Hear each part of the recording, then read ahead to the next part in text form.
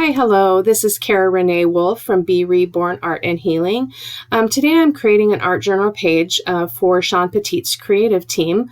I'm going to be using a couple of her stencils and a variety of vintage papers and rice paper scraps. I also do use the Dilutions paint. I ended up only using the yellow and the pink, as you'll see later on as we move through the video. Here I have masked off the left-hand side of my journal as I don't want to get messy as I create on the right side. And here I'm applying my vintage papers using matte medium. I do use the Liquitex matte medium because it's not sticky and it just works really, really well. It's very thin. It's great for applying the papers. And here I have some music pages as well. And just trying to get a lot of variety to the background to create some visual interest. Here is a piece of, I believe this is tissue paper from Tim Holtz, just a scrap from my stash. And then this is rice paper as well, just bits and pieces left over from previous projects that I've done. And I do come in with some pink roses too, of rice paper. And here, that little lady that's sitting there on the top of my bits and pieces drawer. When I opened the drawer, I knew immediately when I saw her that that was who needed to be on the page, as it fit with the place that I was in and what I was creating. And there I'm just adhering a little birdie. I also am going to be adding some pink roses from my stash. Pink roses are my favorite flower, so it was really fun to incorporate those into the page. And here I'm just trying to get all of the background covered because I did not pre-gesso the page as I normally would. So I just want to make sure that everything is covered by the gel medium. And here's the roses that I was talking about. I thought about not using this scrap here because it was torn, but then I decided that I really liked the way it looked. And so I went ahead and slapped that on there too. And I really liked it. I'm using some Lindy Stamp Gang Magicals. I'll have the supplies linked below or in the video description. I don't remember off the top of my head what the colors were. There's this deep pinkish red as well as a lemon yellow color, as you're going to see here.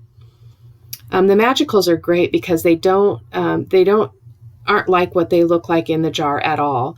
I did neglect to remember that when I put these on together that they were going to mix together and created somewhat of an orangish shade, pinkish orange, but it ended up being really beautiful and very vibrant for my page. So I was pretty happy with that.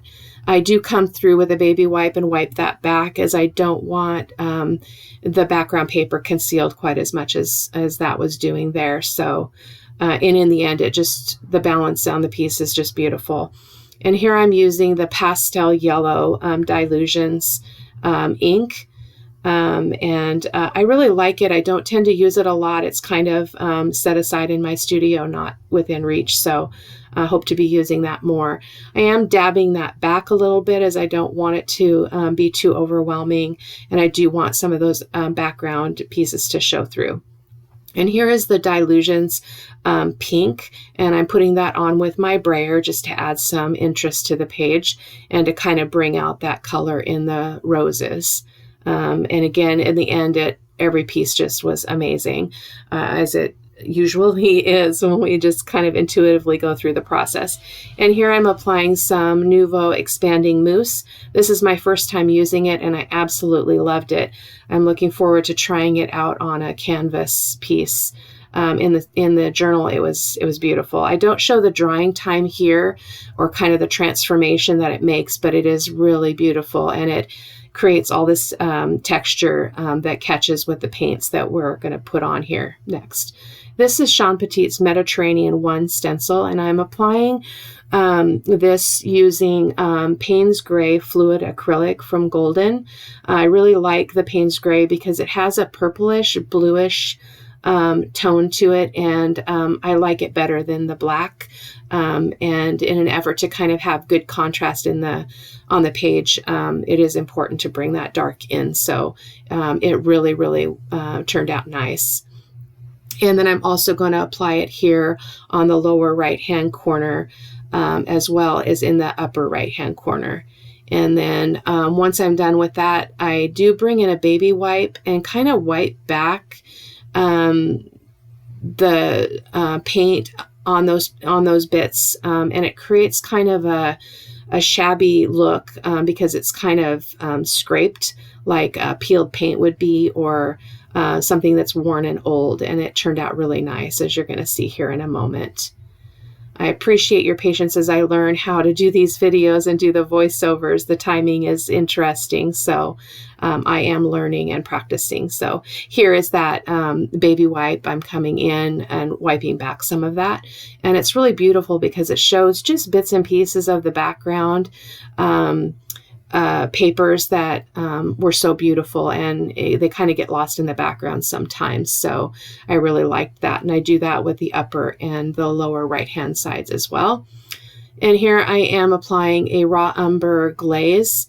And I do end up wiping back too much of it on this first go. And so once I'm done, I go in and apply another layer, not covering the entire page, but just kind of focusing on some of the areas that I took too much off. So the raw umber is really beautiful. I really like it to create kind of an antique look to the page. And because I have this beautiful vintage lady, it seemed very fitting to use the raw umber. It is one of my favorite colors to use for a glaze, though. And here's me coming in with that second layer and just wiping it back again. It's different than a wash in that it's more consistent than a wash, which is when you just water down your paint and then put it on the page. So I really like the glaze. And here I'm coming in with Shawn Petite's Mediterranean Duo Stencil 2, I believe. I apologize if that's not the correct name. I will make sure that's in the description, though. And I'm going to use golden heavy body magenta acrylic paint here, and applying it in various places across the journal page. You will see me hesitate a little bit, as I didn't really plan this out. I was just kind of experimenting and intuitively moving around the page. But you know, as is often the case with mixed media, there is a lot of freedom to kind of play and experiment as you kind of, your heart speaks to you about what you want and what looks good. So I'm just kind of bopping around the page. I do apologize that that part is off screen. I'm still learning how to, what are the boundaries for my, what my video will capture. So I appreciate your patience on that.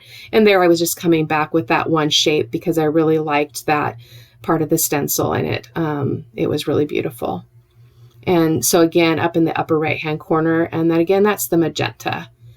Here I am using spraying on some alcohol, just isopropyl alcohol, and wiping it back. It did smudge and smear the magenta paint, but in the end, that ended up being a good thing, as it was fairly bold on this page, and it toned it down a little bit. And again, it added to the page really beautifully. Here I am just using my finger and allowing my finger to skip along the page and applying that magenta paint in various places, just to kind of bring that color throughout the whole page, rather than it being isolated in chunks all over. So again, that turned out really beautiful.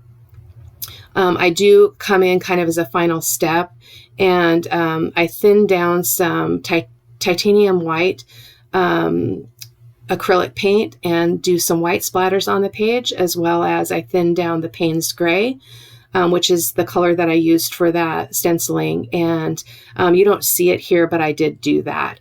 And you'll see it in the final pictures. I also did come through and highlight and create my shadows around my page.